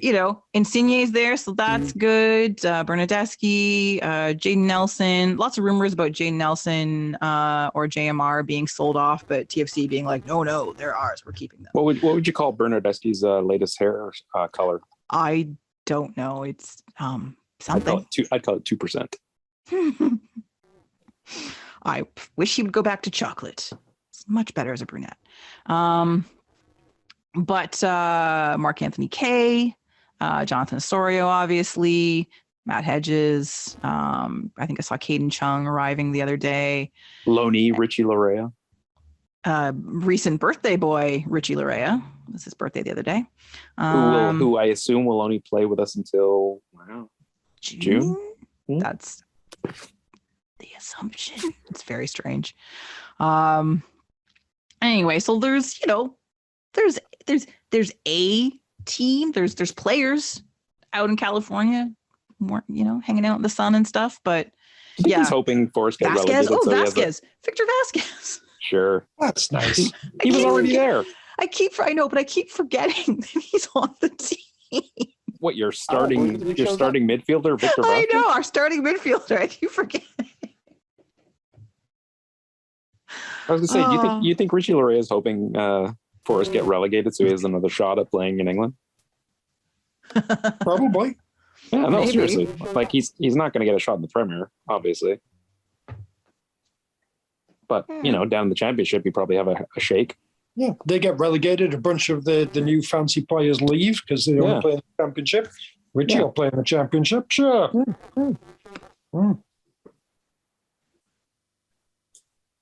Yeah. Anyway, so I have, who's actually there? Players. That's who's actually there. They have yet to release a list. I've seen people asking, can we get a list of the players? Are there any trial lists? And the only response has been, oh, soon, sometime in the next few days. I'm like, well, they've been there for like 3 days already. Like, chop 2. Like, let's give us some information. Like, this has been one of the most boring TFC off seasons ever, wouldn't you say? How rude. Like, at least when Christmas Vinga was, the whole drama was going on, that was at least something interesting to pay attention to. But it's been, I don't know. Remember we used to win the off season? Oh, it's not over. I know. Like, it is far from over. All right. You think of all the quiet and all the murmurings and shit like that. Yeah. There's still an entire month before I guess everyone that's goes, true. what the actual fuck just happened? It's plenty of time. All We're gonna right. sign like 8 more players. There we go. Like, and that's from the ones we know who haven't officially been announced yet. It's above and that includes that list who's been signed includes the ones who haven't been officially announced. We still need another keepers. Bill Hamid. Young baby Bill Hamid. Yeah, exactly. To back up With wise old veteran veteran Sean Johnson. Grandpa, I still can't believe- Grandpa Gloves himself, Sean Johnson. I still can't believe the ages work the other way.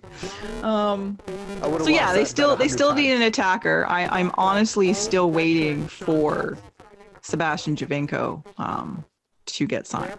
I really am. I'm just he's just gonna show up in San That's the Jose. one thing we don't need. Oh, I know. We got your sort of small Italian attackers. We got 2 of those already. We don't need Javinko. We need a some kind of proper centre forward to be We do, oldie fashioned or false 9. We need one of them, either I one. wonder where But- we could find one of those. I wonder if there's any available right now. Like a player that we've like wanted to come to Toronto for a while. Entertaining, to engage the crowd, scores, all sorts of delightful goals. Lots of Gets people MLS going. experience, right? Like, we really like MLS experience, like all over MLS. International experience too, like, character. We keep saying we want entertaining players. I know. How about Kai Kamara? Go on. So But he's Kai a Kamara, Montreal. but he's trying to get out of Montreal. Declaring publicly on social media. Oh, so great. Bonjour, Montreal. This was posted at 7:00 this morning. For once, I threw all of my eggs in one basket, telling my family I found a place we can call home, finish my playing career, and possibly more. But it looks like it was just a dream. I never wanted it to come to this, but I want to let you know I've asked the club for a trade. Mentally, it has been a difficult offseason, but I have no regrets being part of such a wonderful group in 2022. I look forward to seeing where the journey will take me and my family. Je t'aime tout le monde, Montréal. Kai. Touching. Holy crap, though. I'm still reeling from this. Because it's so it feels very much sort of in line, I think, the personality of Kai Kamara. Someone didn't get the fancy cheese in his Christmas hamper. No. No Wednesday for him. I wonder how upset he is about Wilfred Nancy being allowed to leave, and if that has played a part in this. Was Wilfred Nancy the one that the coach when he signed? Yeah. Either way, he was clearly involved in all the good times in 2022. So yeah, there's a very good chance that's part of it. Jesus, if every player got attached to a Montreal manager, there wouldn't be many left. Mm. Yeah, exactly. You got to know what you're signing up for. Yeah, it seems all nice, but that the coach is going to be gone next year. You know this. How many of them would have been like Thierry Henry fanboys? Absolutely. Huh. I mean, when they had Thierry Henry, as much as that was Montreal becoming a proper big league team, so many people are going to go there just because of the respect for Thierry Henry. What is she wondering? I don't know. That's what she is. I wonder. I wonder if Saputo milk works better in a milk bed than say that guy. He's got a milk bed.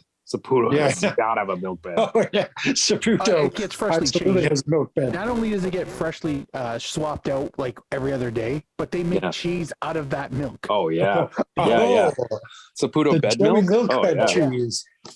Anyway, I just wonder. I just wonder how much all of that, obviously there's been a lot of stuff going on behind the scenes at Montreal, sounded like Wilfred Nancy's leaving was not a pleasant one. Losing players or allowing players, obviously some players happy to sign other places, but not necessarily doing as much to retain certain players. It's just really interesting to see how quickly they have gone from being what looked like, competent, fun to watch, high performing team to shambles in a matter of a couple months. Now again, Kai Kamara is a character. He's got a lot of personality, and he has played for a lot of teams. And everyone keeps saying, oh, well, Kai's a problem. And you know what? If he was moving leagues, I would sort of maybe, I'm not saying that he doesn't necessarily, we don't know what happens with him on teams and stuff, but for teams within MLS to continue to sign him, it's not like owners and coaches and crap don't talk to one another. Everybody talks, right? It's a small insular community. So if he was that much of a problem, I don't think he would continually to get signed. I guess, goals. He scores goals. But I don't know. It's an interesting thing, but it is one hell of a social media post. I'm just, but what's happened since then in the intervening hours is apparently the team has gone to the league and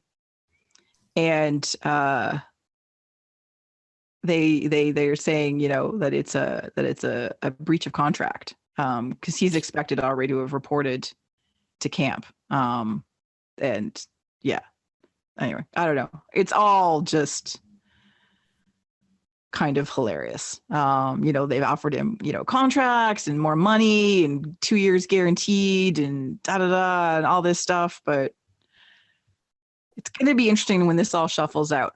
So other than the hilarity, which I really do think it is, would you take him at TFC right now? No. Not even on a 1-year contract? No, we're not going for the cup this year, for God's sake. Have you met TFC and MLS? Yeah, I know. They think they are.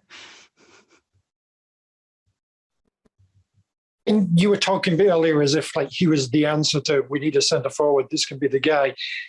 I would enjoy having him on the team, but I don't think he should be our number one starting centre forward, like starting lineup guy, bench guy. Sure, like fun guy to have around. Absolutely, starting lineup. Oh, that would be not great. Agreed. He's not. I would love to see him play for Toronto, if only so that we can just be one more stamp on his MLS passport. But if we're looking for a proper solution to a starting role, I don't think he's it. If we're looking for bench depth, absolutely, sure. He'll pot between 4 and 6 goals off the bench all season. That's better than most substitutes we've ever had. So why not? That being said, I don't know. My only reluctance is that I want to be assured that this isn't the end of the search. This is just part of it. If we sign him and nobody else sign Kai Kamara and they go, it's like, yep, we found our guy. It's like, no shit, you have not. Oh my God, I'm sorry. I love you, Kai. You're gonna be awesome. You're gonna get great media. But no, unless you've got 15 goals in you, I don't see that happening. But prove me wrong. But that's not the guy. So. You're gonna be awesome. You're gonna get great media. I'm sure I could have had him last year. You would have been fine last year. Yeah. I don't see that. He scored 9 goals. I forgot sort of how much he contributed. Yeah, he probably would have been better than Jesus Jimenez. Yeah. Yeah. Does he still play? He's still a TFC player, isn't he? Jimenez, really? Sure. Yeah. I don't know. Oh, he is. Yeah, he is. Maybe I just assumed that his departure would have gone the same way as his season, quietly and very under the radar. So not meant to be as mean as it turned out, but yeah, it still works. No, he's still a TFC player. Jimenez isn't the guy either. So no, but I also don't think he was ever intended to be. If Jimenez is going to be the bench goal scorer guy, then we don't. Then what's Kai? Yeah. Either he's getting the promotion to be the starting one of the starting forwards, or he's still going to be the bench guy, which means we already have the bench guy. If Jimenez is going to be the bench goal scorer guy, then we don't. Fair. It was just sort of an entertaining thing all day.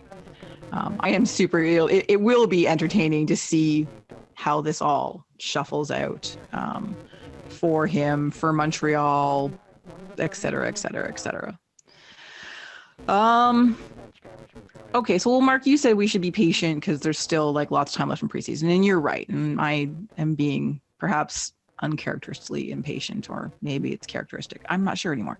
So do you think that, Bob and Bill, B squared as it were, have... And Jason. Hi. Forget me? Hi. Do they have, do you think they have it in them to pull out something, something up their sleeve where it's like, oh, we are going to blow everybody's minds, even though they can't really afford to because they spent all the money last year. Wouldn't that just be their wrist? Fair.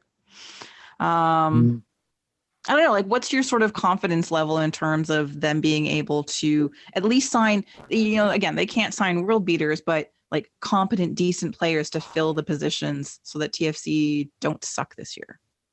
I still have yet to see any semblance of what this team is.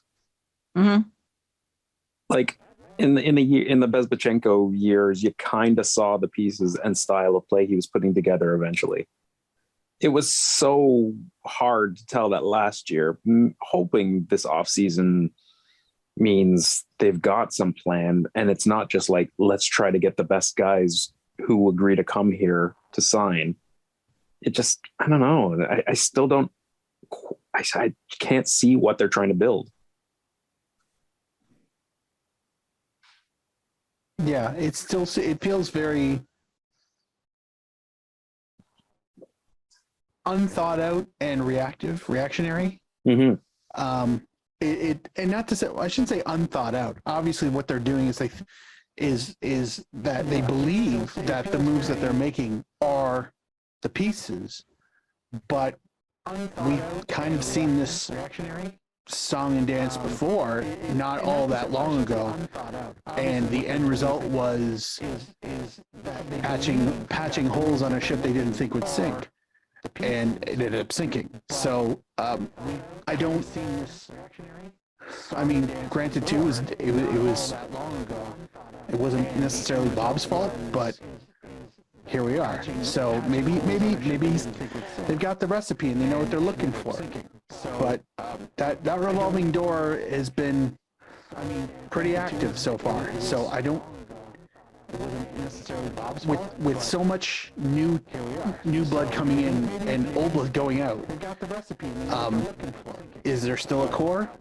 Is there still a culture? Like those kind of things. Like, it's different when you're bringing in 4 new guys to get used to the other 22. That's okay, but it feels like they're getting rid of half, or they've removed half, and they're bringing in 13 new people, and that includes Vasquez, because he's technically not new to some. Mm-hmm. So yeah, I don't know. It's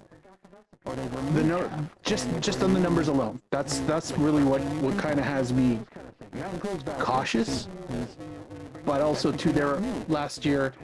The reason why I'm not fully into the whole part of it is that they were still bringing in pieces last year, late last year. So, that transition is still mid-transition.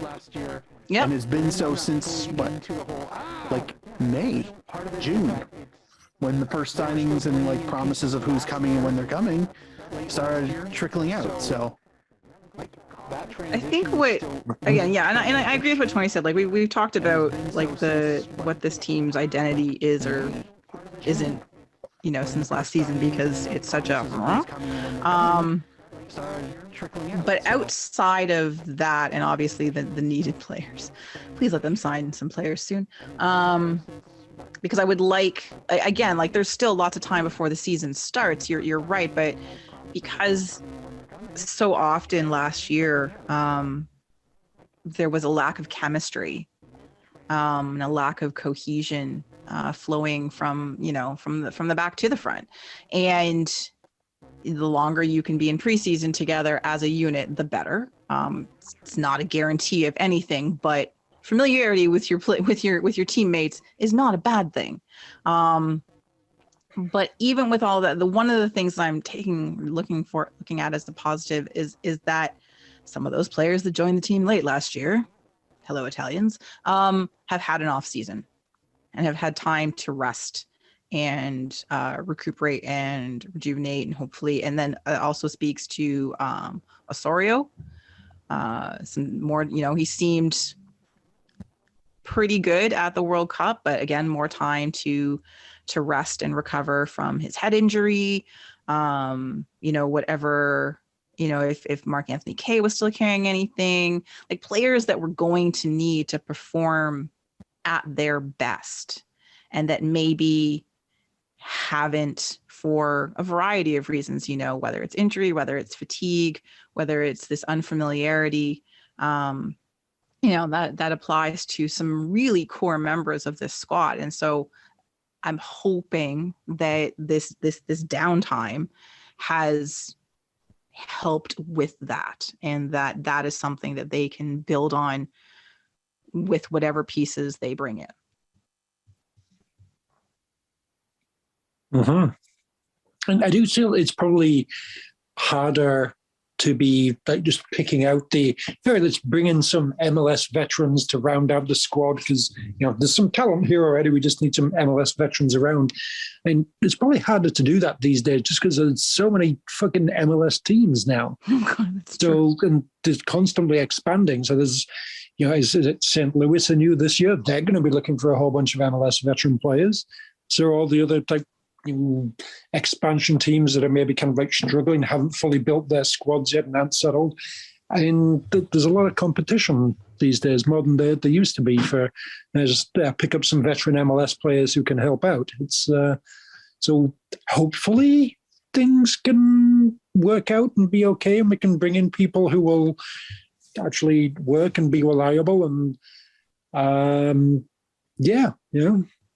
not fully convinced though.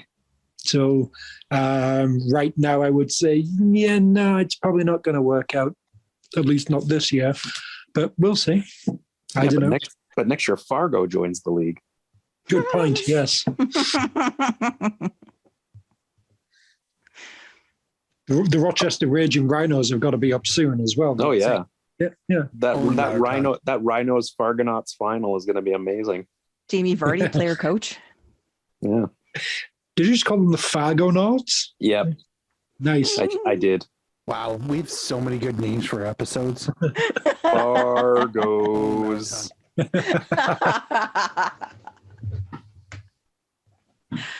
All right. One last thing before we wrap up our first show of 2023. What is It's your almost 2024, Kristin? personal?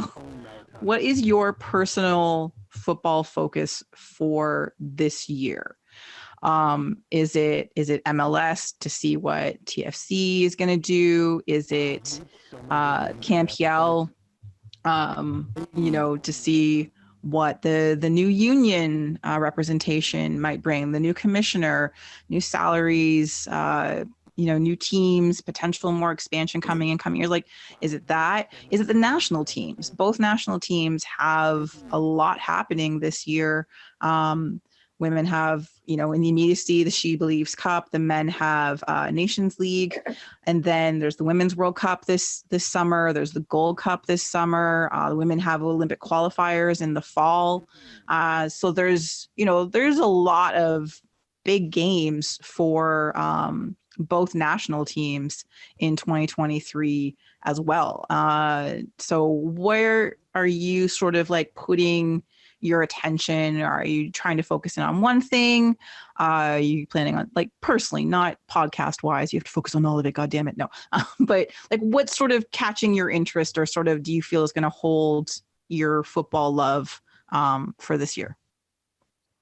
Said the national teams, like, when things are actually happening. So sure, the World Cup, the Gold Cup, absolutely. League Cup or whatever they call it, Nations League, or what have you, even Olympic qualifiers. I feel like those things were like, yeah. But World Cup and a Gold Cup, I'd be excited about that. But they're a long way away. Until then, a lead's going to stay up this year. That interests me. Probably the CPL more than MLS, to be honest. Did you are you still a season seat holder for Hamilton? No. I couldn't remember. Honestly, I couldn't remember if you were or not. That wasn't meant to be a gotcha or anything. That theoretically was, yes, this is something I'm going to do, but then I no, I get it. I barely went to games, so no. Fair. Yeah, support local soccer. I don't. Well, is York United's not moving? Are they moving this year? When's the new stadium? They're moving again? Where are they moving? Woodbine. Woodbine. Right. Are there even shovels in the ground yet? I don't know. This is what I have no idea. Okay. Because I was like, that's sort of closer, isn't it? There's got to be enough room in the middle of the horsey track to put a football pitch there. There's only one Pony Boys, Duncan. Yeah, true. Yes, but they could play games at the same time. Just the horse races going around every half an hour whilst the game's going on. I mean, Who wouldn't want that? That's how you get more butts in the seats. You put off track betting Yes. in the concessions. Come on. It'll be like that stadium in, I think it's Slovakia, where the train goes through it. Yes. Yeah. Love that That is stadium. Awesome. For me, as far as a league developing, it's CPL, far more interesting to see where that builds. Getting MLS is, and there, this whole shutdown of the league in the middle of the summer thing for this stupid like PR league, it kind of really turns me off. Oh so God, yeah, I'd literally forgotten about that already. God yeah. damn it. So like, dumb. yeah, it's just God, it's amateurish. Like I hate it. Mhm. Like this, God, it's like. Yeah, anyway, I was gonna say, what were you thinking? They're thinking money. Yeah. So as far as a league developing, definitely more eyes on CPL. Otherwise, Arnold Clark Cup 2023, really. Oh. Good Some call. bad news for you, Tony. Why? What's the bad news? They're not playing in it. You're incorrect. February 2023. England, Belgium, Italy, and Korea. Oh, you're literally going to focus on it. Oh. Who needs Canada, Kristin? Come on. Apparently, It's the I Arnold forgot. Clark Cup. I forgot that he. Yeah. All right. Fair. Enjoy. Live from Stadium MK, Ashton Gate Stadium in Bristol, CBS Arena in Coventry. Get your tickets now. Are you taking a week off work? You're going to be our roving reporter. Oh, anything to spend some time in Coventry. That's what I figured.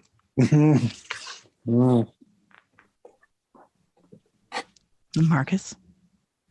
I am probably going to focus a lot on CanPL. Fair. Mostly because it's a league that has kickoff times that are not at 7:30. Like I can maybe go to all these games by myself. No, I'll be going. Probably going to focus a lot when there's no conflicts. Be careful, it's nighttime. It's when the ultras turn into werewolves. It's true. It's true. I'd forgotten about that. That's a good point. But like real leagues would. Yeah, I mean, I'll be going. I mean, the CanPL is kind of interesting right now, just because of the number of players that haven't been signed by teams. I know that they kind of are waiting for MLS dust to settle, so to speak. But I know that Forge is. The list of players that they have signed are missing a lot of name brand. Number of players that, as far as CanPL goes, a lot of name brand talent that isn't there right now. So I don't know if that's a case of everyone shopping around or the list of players they have signed. So that's kind of fascinating. The women coming up for the World Cup, that should be good. In the sense that maybe I'll try to wake up or stay up for some of those. We'll see. And I'm really looking forward to the new Toronto FC kit. I've heard things. Yeah, me too. I hope everyone loves it. No reason. And that's about it. And I'm really looking forward to. I think for me, the new Toronto FC kit. I've heard things. Obviously, I'm going to do that stupid thing where I try and focus on all three. No reason. For both national teams, which is probably unrealistic. I'm going to fail miserably, but like there's a lot going on for the national teams, which I have to focus on, but also like to focus on. I feel like I didn't pay enough attention or as much attention as I wanted to the CanPL last year.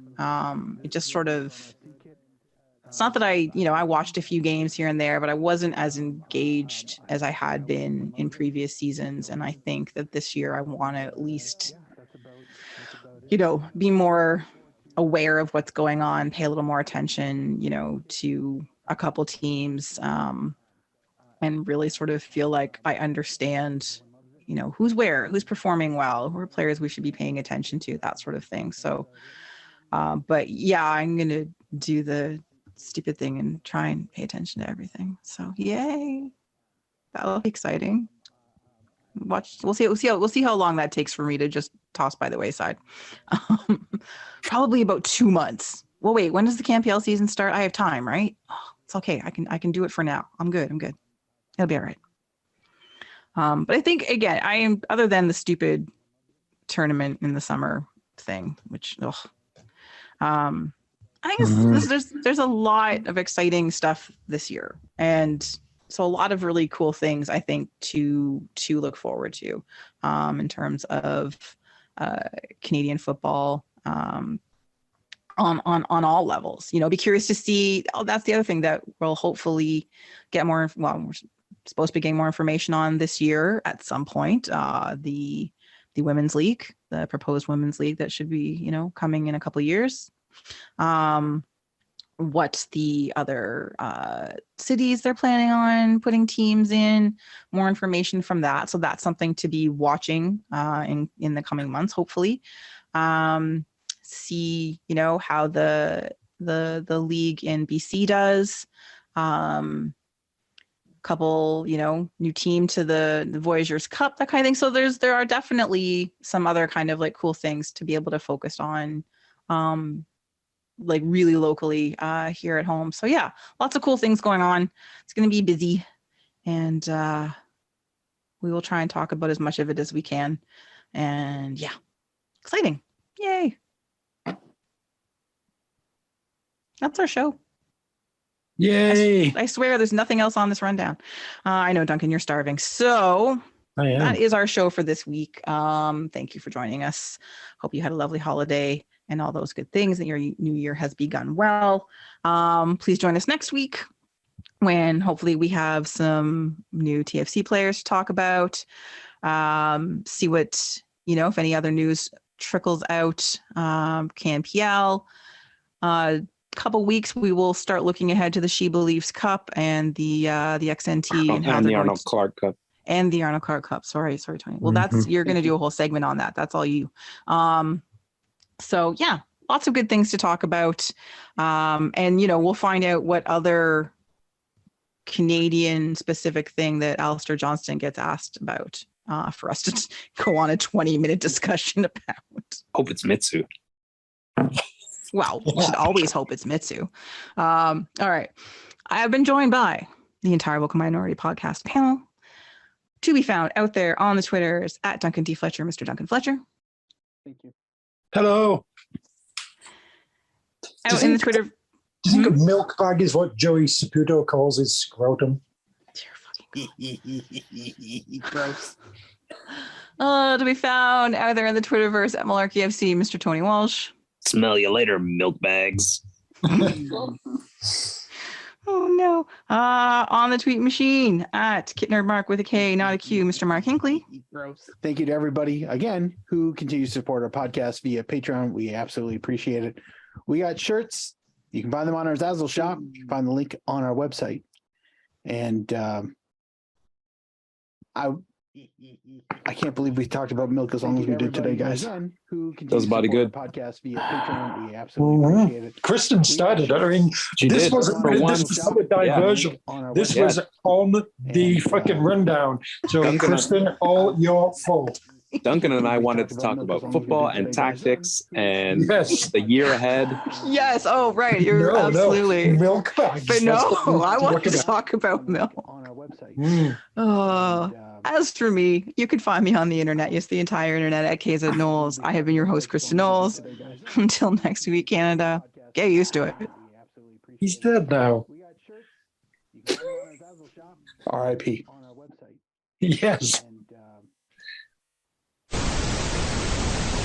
can't believe we talked about milk as long as we did today, guys.